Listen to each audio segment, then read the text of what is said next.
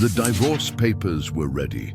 How a simple budget restored their intimacy.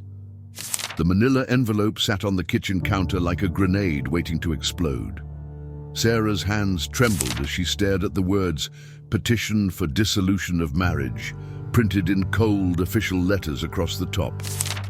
In the living room, Michael scrolled through his phone in silence, the same suffocating silence that had filled their home for the past 8 months. It wasn't supposed to end like this. They'd been the couple everyone envied, high school sweethearts who made it work, who built a beautiful home, who promised forever. But somewhere between the declined credit cards, the secret Amazon packages, and the $87,000 in combined debt they'd hidden from each other, forever had become, "I can't do this anymore." The divorce papers were ready. The attorney had been paid. All Sarah needed to do was sign. But that night, at 2:47 a.m., she made a Google search that would change everything. Can financial problems destroy a marriage? What she discovered wasn't just about money. It was about trust, transparency, and the terrifying intimacy of sharing your financial truth with the person you love. This is the story of how a simple budget, not a miracle, not a lottery win, just a piece of paper and brutal honesty, pulled them back from the edge and restored what they thought was lost forever. Let's rewind to where it all began to crumble. Michael and Sarah met at 17, married at 23, and spent the first 5 years of their marriage building what looked like success from the outside. A 3-bedroom house in a good neighborhood, 2 reliable cars, jobs that paid well enough. But beneath the Instagram perfect facade, a silent war was brewing. Michael grew up poor. His father worked 3 jobs, and his mother stretched every dollar until it screamed. Money meant security to him, which is why he never told Sarah about the $34,000 in student loans that still haunted him. Loans he'd been making minimum payments on for years, while the interest compounded like a slow-growing tumor. Every month, he'd transfer money from their joint account to his personal account, telling himself, "I'll handle this myself. She doesn't need to worry." Sarah, on the other hand, grew up comfortable. Not rich, but comfortable enough that money was never discussed at the dinner table. In her family, love was expressed through gifts, through providing, through making sure everyone had what they needed. So when she felt disconnected from Michael, when the long work hours and mounting stress created distance between them, she shopped. A new dress to feel pretty for him, decorations to make their house feel like a home, gifts for him that he never seemed to notice. Her credit card balance crept from $5,000 to $15,000 to $28,000, and every month she made minimum payments, telling herself, "I'll pay it off eventually. He doesn't need to know." 2 people, 2 secrets, 1 marriage slowly suffocating under the weight of financial dishonesty. The breaking point came on a Tuesday. Sarah's card was declined at the grocery store, not for a luxury item, for milk and bread. The humiliation burned her cheeks as she mumbled an excuse to the cashier and fled to her car. When she got home, Michael's car was already in the driveway. But instead of being inside, he was sitting on the front steps, his head in his hands. "We got a notice," he said without looking up. "The mortgage payment bounced." Sarah's stomach dropped. "What do you mean it bounced? We have money in the account." "Had," Michael corrected. His voice was flat, defeated. "Had money. Until the student loan company took $2,200 for a missed payment I didn't even know about." That night, they didn't yell. They didn't scream. That would have been easier. Instead, they sat at opposite ends of the couch in crushing silence, each realizing that the person they'd promised their life to was a financial stranger. The intimacy they'd once shared, the late-night conversations, the easy laughter, the simple joy of being together, had been replaced by something toxic, suspicion, resentment, and the cold realization that they'd become roommates managing crises rather than partners building a life. Do you know that feeling? That specific sensation of lying next to someone you love while feeling completely alone?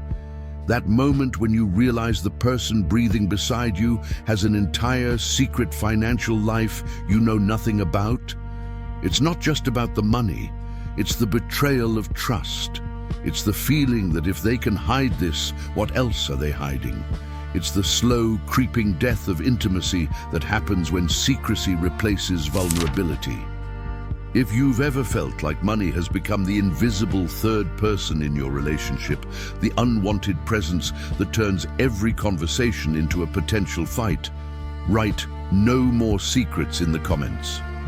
Today, we break the cycle of financial silence that's killing relationships everywhere. The next 3 months were purgatory. They opened all the bills, all the statements, all the hidden accounts. The total was staggering. $87,000 in combined debt.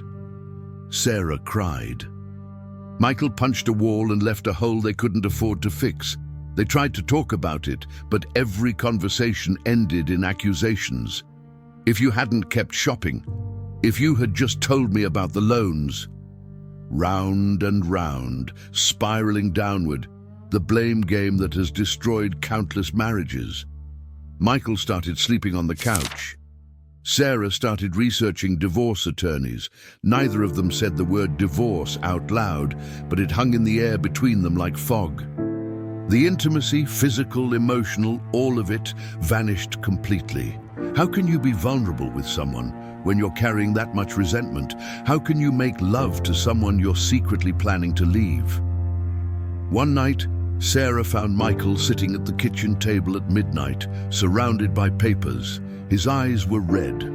"I got a quote from 3 divorce attorneys," he said quietly. "The cheapest one is $5,000. Which is ironic because we're breaking up over money, and breaking up is going to cost us money we don't have." Sarah sat down across from him. For the first time in weeks, they looked at each other, really looked at each other. "I don't want this," she whispered. "I don't want us to end." "Neither do I," Michael admitted. "But I don't know how to fix it. Every time we talk about money, we fight. Every time we fight, we get further apart. I feel like I'm drowning, and you're drowning, and we're so busy drowning separately that we can't even reach for each other." That moment of raw honesty, that admission that they were both scared, both lost, both desperate, cracked something open. The armor they'd been wearing started to show fissures, and in that crack, a tiny seed of hope began to germinate. The next morning, Sarah did something that felt both ridiculous and necessary. She Googled how to budget as a couple. Not how to get out of debt, not financial advice, specifically how to do it together, because she'd realized something crucial in the darkness of the previous night. Their problem wasn't just the debt, it was the division, the separate lives, the financial infidelity that had poisoned everything else. What she found was an article about something called the zero-based budget, but not the corporate version. This was adapted for couples with a twist. It required absolute brutal transparency and forced partners to make every financial decision together. Every dollar that came in had to be assigned a job. Every expense had to be agreed upon. No secrets, no separate accounts, no financial autonomy. Complete, terrifying financial intimacy. She was reading it on her phone when Michael came downstairs. "What are you looking at?" he asked warily. They'd barely spoken since the divorce conversation. Sarah turned the phone toward him. "A way to not get divorced." Michael read for a moment, then sank into the chair across from her. "This looks intense, like every single dollar. Together." "That's the point," Sarah said. Her voice was steadier than she felt. "We failed because we kept secrets. This makes secrets impossible. She paused, then added the scariest sentence she'd ever said. But it also means you'll see everything I spend, and I'll see everything you spend. No privacy, no hiding, just us, completely exposed. The silence that followed was heavy with fear. Financial transparency is one of the most vulnerable positions a person can put themselves in. It means showing your weaknesses, your mistakes, your shame. It means letting someone see the parts of you that you've worked hardest to hide. But here's what they both realized in that moment. Hiding had almost destroyed them. Maybe exposure was the only path to healing. Okay, Michael said finally. Let's try it. But we have to promise something first. No matter what we see in each other's spending, no matter how stupid or frustrating, we don't attack. We just acknowledge it and move forward. They started that weekend. They printed out every statement from the past 6 months. Credit cards, student loans, the mortgage, utilities, subscriptions they'd forgotten about. That ridiculous gym membership Michael hadn't used in 2 years. Sarah's monthly beauty box that cost $45. The food delivery apps that had quietly drained thousands. They laid it all out on the dining room table like evidence at a crime scene. Then came the hardest part, creating the budget together.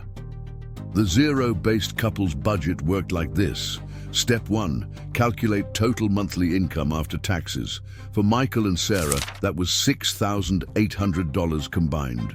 Step 2, list every essential expense. Mortgage, utilities, minimum debt payments, groceries, gas, insurance. This totaled $4,200. Step 3, assign every remaining dollar a job together, and this is where couples usually stumble. Because the remaining $2,600 had to cover debt payoff, savings, and any discretionary spending. And both partners had to agree on every single allocation. They argued. Oh, they argued. Michael wanted to throw everything extra at the debt. Sarah wanted to maintain a small, fun money budget so they wouldn't feel completely deprived.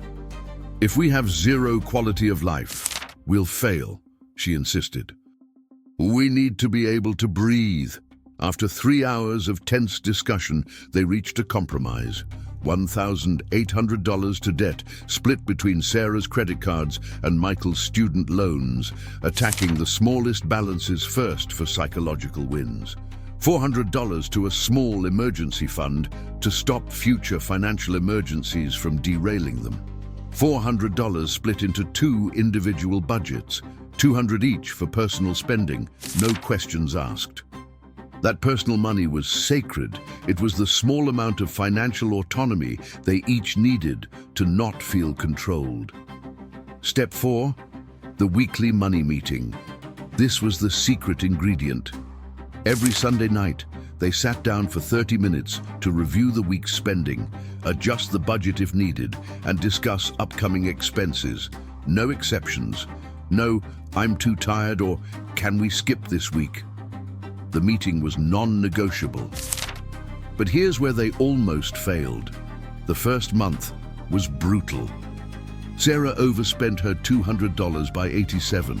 Michael forgot to tell Sarah about a work lunch that bounced their checking account. Old patterns screamed to resurface. The temptation to hide, to lie, to avoid the discomfort was overwhelming. The Sunday night after Sarah's overspending, they sat down for their meeting and she felt sick. I need to tell you something, she started, her voice shaking. I spent $287 this week. I went over. She waited for anger. For the old Michael, who would have sighed and withdrawn. But instead, he asked, "What did you spend it on?" "Mostly this leather journal I'd been wanting for months. It was on sale and I grabbed it without thinking." Old habits. Michael was quiet for a moment. "Okay. 2 things. 1, thank you for telling me. A few months ago, you would have hidden it, and I would have found out when the account didn't balance and we'd have had a massive fight. The fact that you told me matters more than the $87. He paused. 2, We need to adjust. If we put $50 less toward debt this month to cover the overage, does that work for you?" Sarah's eyes filled with tears. Not from shame, but from being met with grace instead of judgment. That was the moment something shifted. The budget wasn't a prison. It was a communication tool, a way to practice honesty in a low-stakes environment so they could rebuild trust. The second month was easier. They both stayed within their personal budgets. They paid off Sarah's smallest credit card, $1,200, and she cried with relief. The third month, they had their first real test. Michael's car needed a $600 repair. In the old days, this would have been a crisis. Secret credit card swipe, bounce checks, screaming match. But instead, they looked at the budget together, moved some money from their emergency fund, reduced their debt payment for that month, and handled it as a team. Slowly, painfully, they were learning to be financially intimate. And as the financial intimacy grew, something unexpected happened. Their emotional and physical intimacy started returning.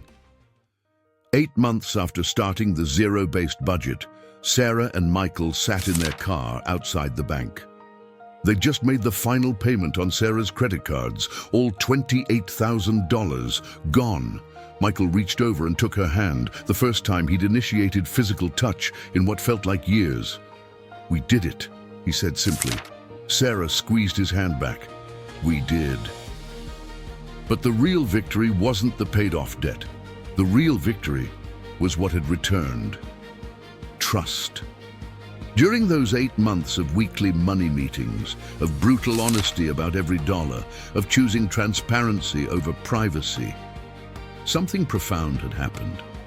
They'd learned to be vulnerable with each other again, not just about money, but about everything. The Sunday money meetings had become something they looked forward to.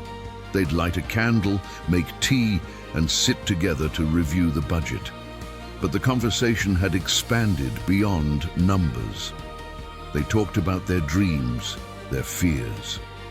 Michael finally admitted that his obsession with debt payoff came from a deep-seated fear of ending up like his father, exhausted, overworked, never able to rest. Sarah confessed that her shopping had been a way to feel valuable, to prove she deserved good things, because deep down, she'd always felt like she wasn't enough. These weren't conversations they would have had over dinner or during their evening TV time. But something about sitting together with the budget in front of them, this practical, unglamorous task, created a safe space for deeper honesty. The budget became their weekly therapy session, and the physical intimacy, it returned gradually, naturally. Because here's what most people don't understand. You can't be physically intimate with someone when you're carrying secrets. Guilt and resentment are arousal killers. But as they shed their financial secrets, as they proved to each other week after week that they could be trusted with the truth, the walls between them crumbled. One night, about 6 months into their budget journey, Sarah caught Michael looking at her the way he used to in high school, that look of genuine admiration and desire. "What?" she asked, smiling. I'm proud of us," he said, "and I realized I haven't told you in a long time how beautiful you are. Not because you're not beautiful, but because I was so stressed and angry and scared that I couldn't see anything else. But I see you now. Really see you." That night, they made love for the first time in nearly a year, not out of obligation or routine, but from genuine connection. The intimacy they'd lost had been restored, not because they suddenly had more money, but because they'd learned to be honest, to be partners, to share not just their lives, but their financial truth. By month 12, they'd paid off all of Sarah's credit cards and made a massive dent in Michael's student loans. They had $2,000 in their emergency fund, but more importantly, they had something they'd lost and feared was gone forever. They had each other, the divorce papers that had sat in Sarah's nightstand drawer for months. She finally took them out one Sunday morning, walked to the paper shredder in Michael's home office, and fed them through. Michael heard the sound and appeared in the doorway. "What was that?" he asked. She turned to him with tears streaming down her face. The end of the worst version of our story, and the beginning of the best one. Michael and Sarah's story isn't unique. Right now, as you're reading this, there are thousands of couples sitting in the same silent living rooms they once sat in, carrying the same secrets, feeling the same distance, believing that their relationship is the exception, that they're too far gone, that money problems are just the symptom of a marriage that was doomed anyway. But here's the truth they discovered. Money problems don't destroy marriages. Secrecy destroys marriages. Lack of communication destroys marriages. The refusal to be vulnerable destroys marriages. Money is just the battlefield where those deeper issues play out. The zero-based budget wasn't magic, it was a tool. A simple piece of paper that forced them to practice the hard skill of complete honesty. And that honesty rebuilt everything they thought they'd lost. If you want to learn the exact step-by-step process of implementing a zero-based couple's budget, the one that saved Michael and Sarah's marriage, watch the previous video on this channel. It breaks down the specific techniques, the common mistakes couples make, and how to navigate the difficult conversations that come with financial transparency. But more than watching a video, I'm inviting you to make a decision. The same decision Sarah made at 2:47 a.m. when she could have signed those divorce papers but chose to search for a solution instead. The decision to fight for your relationship, to choose vulnerability over secrecy, to believe that the person you married is worth the uncomfortable work of complete financial intimacy.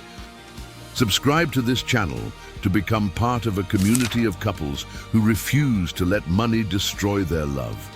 We're building a family of partners who understand that prosperity isn't just about bank accounts. It's about the richness of a relationship built on trust, honesty, and shared purpose. If you're ready to start your own journey back to each other, leave a comment below with one word: together. That's your declaration, your commitment, your first step toward restoring what financial secrecy has stolen. 3 years after starting their budget journey, Michael and Sarah sat on their back porch watching the sunset. Their debt was gone. Their emergency fund was fully funded. They were saving for a dream vacation to Italy, a trip they were planning together excitedly, without guilt or fear. But the real change wasn't visible in a bank account.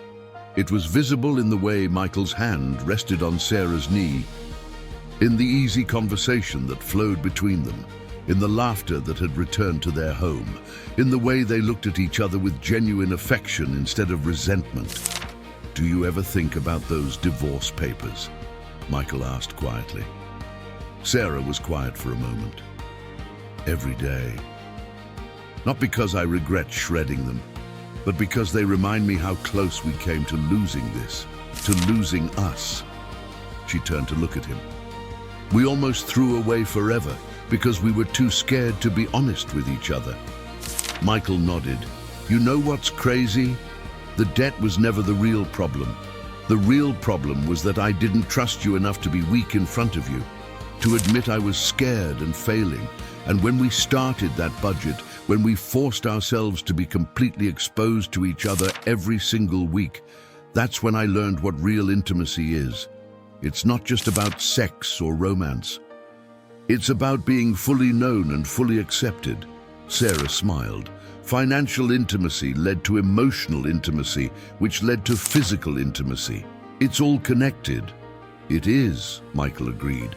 "And now I can't imagine having any part of my life hidden from you. Not my money, not my fears, not my dreams, nothing. You're my partner in everything, and that's the most secure feeling in the world." As the sun dipped below the horizon, painting the sky in shades of orange and pink, they sat in comfortable silence. Two people who had been strangers in their own marriage, who had stood on the edge of divorce, who had learned the hardest and most beautiful lesson of all. that love without honesty is just cohabitation, but love with complete transparency is the foundation of unshakable intimacy. Money doesn't buy happiness, but the honest management of it purchases the peace and trust that love needs to flourish. And sometimes, a simple budget is the bridge that leads a couple back home to each other.